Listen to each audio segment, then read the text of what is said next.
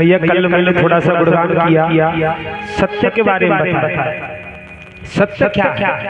देखो हम समझाना चाहिए क्या सत्य है, हम नहीं मानते उसे।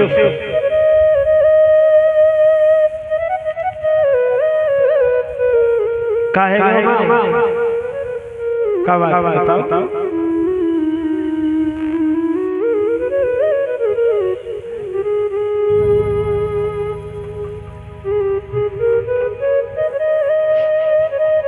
भैया ये मृत्युलोक है और मृत्युलोक में कोई सत्य की बात है, कुछ ना कुछ कमी आएगी, नहीं हो पाएगा पूरा, कितना भी सोच लीजिए।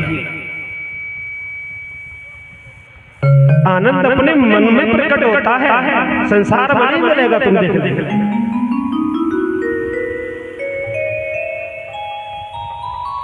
हवा खाने को आइए क्या है? भैया मेरे खाए घुमा दे भैया, चल परेशान मत हो, भाव से बैठिएगा। बोली गोविंद गोविंद भगवान की। श्रीमद् भागवत कथा मैया वो ग्रंथ है, 18 पुराण है, सबसे श्रेष्ठ। क्यों मानते हैं इसको, क्यों इतनी महानता है? पुराण और भी है, नारद पुराण है, देवी पुराण है, सर्वश्रेष्ठ विशेषता क्यों दी गई? साक्षात गोविंद का वास है। हाँ, कन्हैया जब लीला समापन करके जब जा रहे थे ना छोड़ करके धाम को, तो उद्धव जी सामने पर खड़े होकर प्रभु कहाँ जा रहे हैं? तब भगवान ने कहा कि उद्धव हर बार मैं आता था और हर बार मैं जाता था, पर अब की बार नहीं जाऊंगा। उद्धव जी बड़े प्रसन्न हुए, बड़े बोले संगति में लेके आराम से। अब प्रभु ने कहा उद्धव अब की बार मेरा पूर्ण रूप श्रीमद् भागवत कथा में समर्पित होने वाला है। बोले गोविंद गोविंद भगवान की। सुखदेव जी परीक्षित को श्राप लगा। सुखदेव जी कथा सुना रहे थे, देवता को घमंड था इस बात का कि सुखदेव कथा सुना करके कैसे अमर कर सकते हैं। देवताओं के पास में अमृत का कलश था मैया, सामने पर लाके खड़े हो गए। सुखदेव जी से बोले प्रभु अपना समय बेकार कर रहे हो और इसका भी बेकार कर रहे हो। अरे इसको अमर ही करना है, अमृत है हमारे पास, पिला दीजिए ना दो। कितनी प्यारी बात है देखो। लेकिन मैया सामने पर खड़े देवताओं से सुखदेव जी ने कहा जो अमृत पान में परीक्षित को करारा होना, इसका जब जब जन्म होगा हर जन्म अपना सक्षम होगा। बोली गोविंद गोविंद भगवान की। हर जन्म को अमर करेगा। तो देवताओं को विश्वास नहीं था इस बात का कि भागवत के बोलों से अगर अमर हो रहा है तो अमृत का क्या फायदा? तो देवता बोले प्रभु हमको विश्वास नहीं है, कैसे होगा? सुखदेव जी ने मैया एक तराजू मंगा करके एक तरफ श्रीमद् भागवत कथा को रखा और दूसरी तरफ अमृत का जो कलश था ना देवताओं पे वो रख दिया।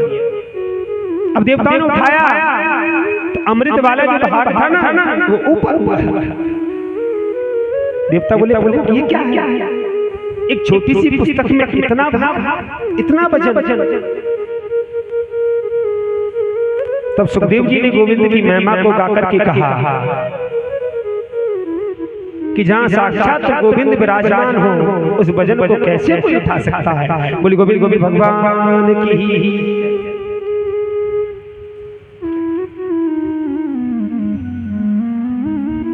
राम कथा का वर्णन भैया हमको जीना सिखाता कि मनुष्य को जीना कैसे है। मन इस बात से बनता है कि कथा पांडव में श्रोता अगर एक भी है ना सुनने के लिए तो वक्ता का उसी से मन बनता है, पर सुनने वाला समय बड़ा विकृत है प्रभु, पता नहीं कब सांस उठ जाए, पता है कभी किसी संसार किस प्रकार से जीते कि वास्तव में यही सत्य है। लेकिन भैया बात तो सारी ये है कि प्रभु का नाम या तो अब ले लो या फिर लेना जरूर पड़ेगा। आपने देखा ना कि बुढ़ापा अगर आ जाए ना तो उठाऊ न जाए, करा के उठो जाएगा जी भगवान ले ले, होता है ना, होता है। कष्ट को आते हैं जीवन में। इस पृथ्वी पर ऐसा कोई व्यक्ति नहीं है मृतलोक में कि जिसके जीवन में कठिनाई और कष्ट ना हो।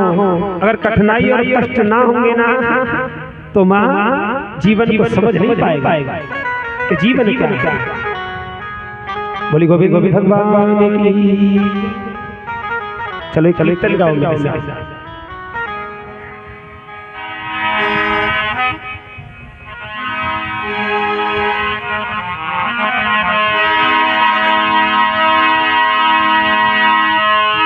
श्री बाबा के